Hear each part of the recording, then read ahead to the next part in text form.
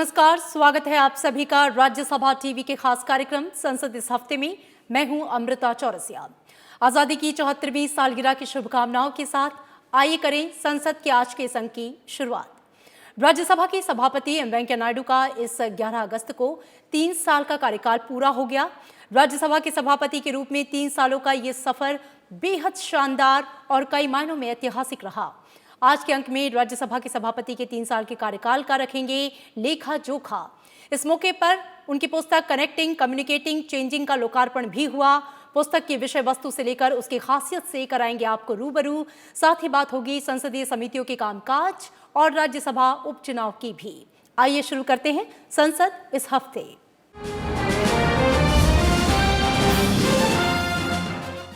राज्यसभा सभापति के तौर पर एम वेंकैया नायडू ने पिछले 11 अगस्त को अपने कार्यकाल के 3 साल पूरे कर लिए। 3 साल के दौरान राज्यसभा की कार्यप्रणाली में सुधार और विविधता लाने के लिए सभापति एम वेंकैया नायडू ने निरंतर कोशिशें की। उच्च सदन में उतार चढ़ाव के बावजूद उनके प्रयासों से धीरे धीरे तस्वीर बदलने लगी। नतीजा ये हुआ कि 249वें और 250वें सत्र की उत्पादकता 100% रही। इसके अलावा उच्च सदन के बीते 8 सत्रों के दौरान कई ऐतिहासिक कानून समेत 93 विधेयक भी पारित हुए।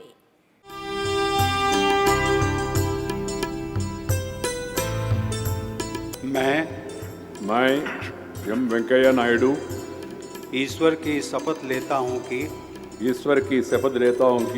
11 अगस्त 2017 को एम वेंकैया नायडू ने भारत के उपराष्ट्रपति और राज्यसभा के सभापति का पदभार संभाला। 4 दशक लंबे राजनीतिक और 3 दशक के संसदीय अनुभव संपन्न एम वेंकैया नायडू को राज्यसभा सभापति के रूप में आने वाली चुनौतियों और जन अपेक्षाओं का आभास था। 243वें सत्र के आखिरी दिन सभापति के रूप में पहले भाषण में ही उन्होंने उच्च सदन के कामकाज की लगातार गिरती उत्पादकता और घटती बैठकों को लेकर अपनी चिंताओं को जाहिर कर दिया। उनके लिए सभापति के तौर पर पहला पूर्ण सत्र था 244वां सत्र और इसकी उत्पादकता 58.80% रही। 245वें सत्र की उत्पादकता 28.90%, 246वें सत्र की 73%, 247वें सत्र की 27.30% और 248वें सत्र के दौरान उत्पादकता महज 06.80 रह गई। लेकिन इन तमाम उतार चढ़ावों के बावजूद सभापति एम वेंकैया नायडू का सकारात्मक प्रयास जारी रहा। आखिरकार दृढ़ता और मेहनत के साथ सभापति एम वेंकैया नायडू की नीति रंग लाई। राज्यसभा ने 2019 में हुए 249वें सत्र के दौरान 105% उत्पादकता के साथ नया इतिहास रचा। इसके बाद ऐतिहासिक 250वें सत्र के दौरान भी करीब 100% उत्पादकता रही। संविधान के 100 साल के मौके के साथ राज्यसभा का 250वां सत्र और यादगार बन गया। राज्यसभा के 250वें सत्र पर डाक टिकट और विशेष स्मारक सिक्का भी जारी हुआ। सभापति ने इस बदलाव के लिए पूरे सदन को श्रेय दिया। साथ ही ये सुझाव भी दिया कि सदन के सुचारू संचालन के लिए इसे ही स्थायी स्वरूप बना लें। बीते 3 वर्षों में राज्यसभा की औसत वार्षिक उत्पादकता 63% रही। सदन के बीते 8 सत्रों के दौरान सभापति एम वेंकैया नायडू की अध्यक्षता में मुस्लिम महिला विवाह अधिकार संरक्षण विधेयक 2019, जम्मू और कश्मीर पुनर्गठन विधेयक 2019, नागरिकता संशोधन विधेयक 2019 और संविधान का 126वां संशोधन विधेयक 2019 समेत 93 विधेयक पारित हुए। उन्हीं के प्रयासों का नतीजा रहा कि राज्यसभा की स्थापना के 67 साल बाद 250वें सत्र में पहली बार सदन में संथाली में भाषण दिया गया और 291वें सत्र में पहली बार कोंकणी में वक्तव्य दिया गया। सभापति एम वेंकैया नायडू ने सदन के सुचारू संचालन के साथ राज्यसभा के तहत आने वाली 8 विभाग संबंधी स्थायी समितियों पर भी खास निगाह रखी। 1993 में विभाग संबंधी संसदीय स्थायी समितियों की स्थापना के बाद पहली बार उन्होंने उनकी कार्यप्रणाली की समीक्षा की। सभापति के प्रयासों से 2019-20 में राज्यसभा की 8 विभाग संबंधी स्थायी समितियों की 98 बैठकों में उपस्थिति 50.73% दर्ज हुई और पहली बार 50% का आंकड़ा पार हुआ। उन्होंने ही पहली बार उच्च सदन के कामकाज के विश्लेषण के लिए इस पर विस्तृत शोध के निर्देश भी दिए। सभापति एम वेंकैया नायडू की ओर से दिए जा रहे प्रोत्साहन से राज्यसभा टेलीविजन की लोकप्रियता बढ़ी। 10 लाख से 47 लाख यूट्यूब सब्सक्राइबर तक पहुंचने वाली महत्वपूर्ण उपलब्धियां 2017 से 2020 की अवधि में ही प्राप्त हुईं। Bureau report, Rajya Sabha TV. उपराष्ट्रपति और राज्यसभा के सभापति एम वेंकैया नायडू के कार्यकाल के 3 साल पूरे होने के मौके पर एक विशेष कार्यक्रम का आयोजन किया गया। कार्यक्रम में रक्षा मंत्री राजनाथ सिंह ने कहा कि उपराष्ट्रपति एम वेंकैया नायडू अपने शुरुआती दिनों से ही एक स्वाभिमानी भारत और सशक्त भारत के निर्माण का सपना लेकर काम कर रहे हैं और उनका ये सपना आज पूरा होने की ओर अग्रसर है। वहीं केंद्रीय सूचना और प्रसारण मंत्री प्रकाश जावड़ेकर ने उपराष्ट्रपति एम वेंकैया नायडू के भाषणों की लोकप्रियता की प्रशंसा की। उपराष्ट्रपति एम वेंकैया नायडू ने 3 साल का कार्यकाल पूरा करने के मौके पर मंगलवार को एक कॉफी टेबल बुक जारी की, जिसका नाम है कनेक्टिंग, कम्युनिकेटिंग एंड चेंजिंग, यानी संपर्क, संवाद और परिवर्तन। इस बुक का उद्घाटन उपराष्ट्रपति एम वेंकैया नायडू के आधिकारिक निवास पर उनकी उपस्थिति में हुआ। इस अवसर पर बोलते हुए उन्होंने राज्यसभा के सभापति के रूप में अपने कार्यकाल में पारित हुए विशेष रूप से 3 ऐतिहासिक विधेयकों, 3 तलाक विधेयक, नागरिकता संशोधन विधेयक और जम्मू कश्मीर पुनर्गठन विधेयक का नाम लिया। बीजेपी के पास उच्च सदन में बहुमत नहीं था, फिर भी ये विधेयक पास हुए। उपराष्ट्रपति ने कहा कि ये महत्वपूर्ण राष्ट्रीय मुद्दों पर उच्च सदन की परिपक्वता को दर्शाता है। In line with this spirit, despite composition of the House and stated positions, Rajya Sabha has recently passed certain major bills like the Triple Talaq Bill, the Jammu and Kashmir Reorganization Bill, which is historic, and the Citizenship Amendment Bill. The House has also witnessed quite a few quality debates and also discussions. Amidst the winds of change, I am aware that about 1/3 of the valuable functional time of the House was lost due to disruptions during the last 8 sessions. Collectively, all sections of the House need to strive to bring down this disruption quotient. उपराष्ट्रपति के इन 3 सालों के सफर पर तैयार की गई इस पुस्तक का विमोचन केंद्रीय रक्षा मंत्री राजनाथ सिंह ने किया। उन्होंने कहा कि राज्यसभा के सभापति के रूप में उनका योगदान हमेशा एक मिसाल बनकर रहेगा। मैं मानता हूं कि कहीं ना कहीं कुछ इन्हीं की कौशल, इनके फॉर्म कन्विक्शन का ही परिणाम है कि सबसे प्रोडक्टिव सेशन यदि किसी के कार्यकाल में कोई एक सेशन रहा है तो हमारे आदरणीय वेंकैया नायडू जी के कार्यकाल में रहा है। उपराष्ट्रपति एम वेंकैया नायडू के कार्यकाल के 3रे वर्ष का वृत्तांत प्रस्तुत करने वाली इस पुस्तक का इलेक्ट्रॉनिक संस्करण तैयार किया गया है, जिसे केंद्रीय सूचना और प्रसारण मंत्री प्रकाश जावड़ेकर ने जारी किया। उन्होंने कहा कि ये किताब connecting with people by communication and for changing India के बारे में है। मैं तो कहूँगा कि सभी कॉलेज के छात्र या जिनको भी अच्छा भाषण सीखना है, अच्छा भाषण करना है, अच्छे संदर्भ जुटाना है, वो अगर केवल वेंकैया जी के भाषणों को फॉलो करेंगे तो भी वो कभी भाषण में पूरा विचार होता है, पूरी इमोशन होती है। धन्यवाद प्रस्ताव प्रस्तुत करते हुए सूचना और प्रसारण सचिव अमित खरे ने कहा कि ये पुस्तक समाज के सभी वर्गों को प्रेरित करेगी। 250 से भी अधिक पन्नों वाली इस पुस्तक को सूचना और प्रसारण मंत्रालय के प्रकाशन विभाग ने तैयार किया है। राज्यसभा के सभापति देश दीपक वर्मा और कई अन्य वरिष्ठ अधिकारी भी इस कार्यक्रम में शामिल हुए। अखिलेश सुमन, राज्यसभा टीवी। उपराष्ट्रपति एम वेंकैया नायडू के 3 वर्ष के कार्यकाल पर जारी हुई कॉफी टेबल बुक में भारत और विदेश में उपराष्ट्रपति के कार्यक्रमों की जानकारी समाहित है। साथ ही विभिन्न क्षेत्रों में जमीनी स्तर पर सुधार के लिए उपराष्ट्रपति की तरफ से उठाए गए कदमों और दिए गए सुझावों को भी इस किताब में शामिल किया गया है। कनेक्टिंग, कम्युनिकेटिंग, चेंजिंग प्रकाशन विभाग की ओर से लाई गई 250 से अधिक पन्नों की इस किताब में भारत और विदेश में उपराष्ट्रपति की यात्राओं सहित उनकी परिवर्तनशील गतिविधियों की शब्दों और चित्रों के माध्यम से जानकारी दी गई है। पुस्तक में उपराष्ट्रपति की विदेश यात्राओं, विश्व नेताओं के साथ उनकी बातचीत और विभिन्न देशों में भारतीय प्रवासियों को उनके संबोधन से संबंधित कार्यक्रमों को भी शामिल किया गया है।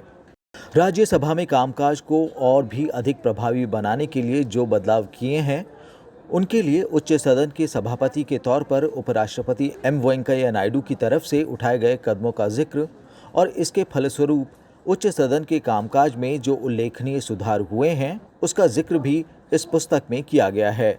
साथ ही किसानों, वैज्ञानिकों, डॉक्टरों, युवाओं, प्रशासकों, प्रमुख उद्योगपतियों और कलाकारों के साथ उपराष्ट्रपति एम वेंकैया नायडू की बातचीत की झलक भी इस किताब में मौजूद है। इस पुस्तक के अंतिम अध्याय में ये बताया गया है कि किस तरह से उपराष्ट्रपति ने महामारी के दौरान समय का प्रभावी ढंग से सदुपयोग किया और अपने मित्रों, शिक्षकों, लंबे समय तक साथ में काम करने वाले सहयोगियों, पुराने और नए परिचितों, रिश्तेदारों, सांसदों, आध्यात्मिक गुरुओं और पत्रकारों इत्यादि का हालचाल जानने के लिए मिशन कनेक्ट शुरू किया।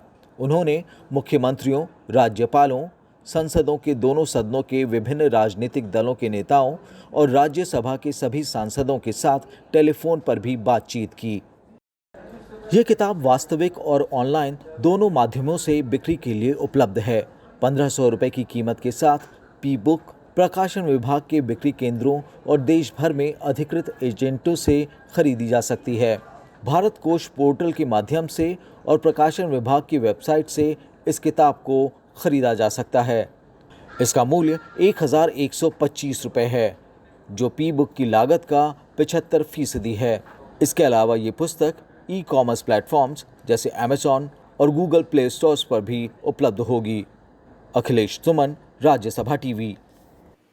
राज्यसभा के सभापति एम वेंकैया नायडू के कार्यकाल का चौथा साल शुरू होने से पहले राज्यसभा सचिवालय ने लंबित 4,406 फाइलों का निपटारा कर दिया।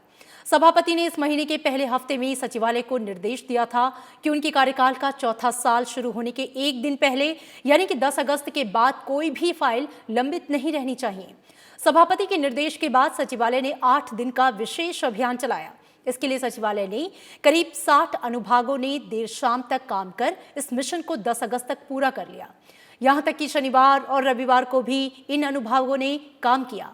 फाइलों का काम पूरा होने के बाद से उन्हें सभापति के अवलोकन के लिए प्रस्तुत किया गया। इनमें से कुछ फाइलें 2007 से लंबित थी, जबकि कुछ फाइलें पिछले 3 महीने से कम उपस्थिति की वजह से लंबित थीं। इस विशेष अभियान के तहत 9 अगस्त तक प्राप्त सभी पत्रों, मुद्दों और संदर्भों को शामिल किया गया था। उपराष्ट्रपति और राज्यसभा के सभापति एम वेंकैया नायडू ने अपने कार्यकाल के 3 साल पूरा होने के अवसर पर राज्यसभा सचिवालय की ओर से आयोजित वृक्षारोपण कार्यक्रम में हिस्सा लिया। इस दौरान उपराष्ट्रपति ने संसद भवन परिसर में रुद्राक्ष के पेड़ का पौधारोपण किया। उपराष्ट्रपति ने कहा कि कोरोना महामारी के इस बात का संकेत है कि मानव द्वारा प्रकृति के साथ बहुत ज्यादा छेड़छाड़ की जा रही है और लगातार दोहन से प्रकृति की देखभाल करने वाला पर्यावरण भी प्रभावित हो रहा है। उपराष्ट्रपति ने इस बात पर जोर दिया कि मनुष्य और प्रकृति के बीच एक अच्छा संतुलन बनाए रखने की आवश्यकता है। उन्होंने कहा कि हर किसी को प्रकृति से प्रेम करना चाहिए और इसके साथ रहना चाहिए। इस अवसर पर उपराष्ट्रपति ने कहा कि पर्यावरण का संरक्षण हम सबकी प्राथमिकता होनी चाहिए और इसके लिए वन महोत्सव को जन महोत्सव के रूप में प्रचलित किया जाना चाहिए। उन्होंने कहा कि बेहतर भविष्य के लिए प्रकृति की रक्षा करें और संस्कृति का संरक्षण करें। उपराष्ट्रपति ने कहा कि हम एक पेड़ लगाकर एक स्थायी जीवन शुरू कर सकते हैं, जिसकी आज बहुत जरूरत है। उन्होंने ये भी कहा कि हमें बच्चों में वृक्षारोपण की आदत को विकसित करना चाहिए ताकि इसे जीवन का एक तरीका बनाया जा सके। संसद की बेहद अहम वित्तीय समिति मानी जाने वाली प्राक्कलन समिति ने 2020-21 में पड़ताल के लिए 18 अहम विषयों का चयन किया है। इनमें पर्यटन, विमानन, आतिथ्य, विद्युत क्षेत्रों में बजट आवंटन और उपयोग पर कोविड-19 महामारी का प्रभाव और रोजगार सृजन का उपाय भी शामिल है। समिति राष्ट्रीय जनसंख्या स्थिरता कोष और राष्ट्रीय स्वास्थ्य अनुसंधान नीति की भी समीक्षा करेगी। समिति ने सभी एम्स की प्रगति और एनडीआरएफ की समीक्षा का भी फैसला किया है। प्राक्कलन समिति, लोक लेखा समिति और सरकारी उपक्रमों संबंधी संसद की तीनों वित्तीय समितियां 2020-21 के दौरान कई अहम विषयों की पड़ताल में जुट गई हैं। लोकसभा सांसद गिरीश भालचंद बापट की अध्यक्षता वाली प्राक्कलन समिति ने पड़ताल के लिए इस बार अलग अलग मंत्रालयों से जुड़े 18 अहम विषयों को चुना है। इनमें भारतमाला और राष्ट्रीय राजमार्ग परियोजनाओं का प्राक्कलन और कार्यकरण, भारत में नागर विमानन क्षेत्र में वृद्धि शामिल है। इसके अलावा समिति भारत नेट योजना और ब्रॉडबैंड, खेलो इंडिया के कार्यकरण और राष्ट्रीय स्वास्थ्य नीति की समीक्षा भी करेगी। समिति के पड़ताल के विषयों में उद्यमशीलता, विकास, चुनौतियां और समाधान के अलावा सरकारी व्यय का बेहतर प्रबंधन भी शामिल है। प्राक्कलन समिति अपने गठन के बाद 28 जुलाई और 11 अगस्त को 2 बैठकें कर चुकी है। इसमें से एक विषय प्रधानमंत्री ग्रामीण आवास योजना के कार्य निष्पादन की समिति ने समीक्षा शुरू भी कर दी है। समिति राष्ट्रीय जनसंख्या स्थिरता कोष और पूर्वोत्तर क्षेत्र विकास मंत्रालय के प्राक्कलन और नीतिगत पहलू की भी समीक्षा करेगी। समिति सूखा प्रभावित इलाकों में वैकल्पिक फसल प्रणाली, प्रधानमंत्री ग्रामीण आवास योजना, सभी एम्स और एनडीआरएफ की भी समीक्षा करेगी। इसके अलावा प्राक्कलन समिति एफएसएसएआई के कामकाज, स्वच्छ ऊर्जा अनुसंधान, आत्मनिर्भर भारत के संदर्भ में इलेक्ट्रॉनिक उपकरणों का उत्पादन और सांसद स्थानीय क्षेत्र विकास योजना के तहत आवंटन और उपयोग की समीक्षा भी करेगी। प्राक्कलन समिति भारत सरकार के विभागों, मंत्रालयों और उनके तहत आने वाले सांविधिक निकायों की पड़ताल करती है। साथ ही इनमें मितव्ययिता, संगठन में सुधार, कार्यकुशलता और प्रशासनिक सुधारों के बारे में सरकार को सिफारिश करती है। लेकिन ये सरकारी उपक्रमों से जुड़े विषयों को नहीं लेती, क्योंकि इस विषय पर अलग समिति है। अरविंद कुमार सिंह के साथ ब्यूरो रिपोर्ट, राज्यसभा टीवी। और इन तमाम खबरों के साथ संसद इस हफ्ते के अंक में इतना ही। एक बार फिर से आप सभी को राज्यसभा टीवी की ओर से स्वतंत्रता दिवस की हार्दिक शुभकामनाएं। नमस्कार।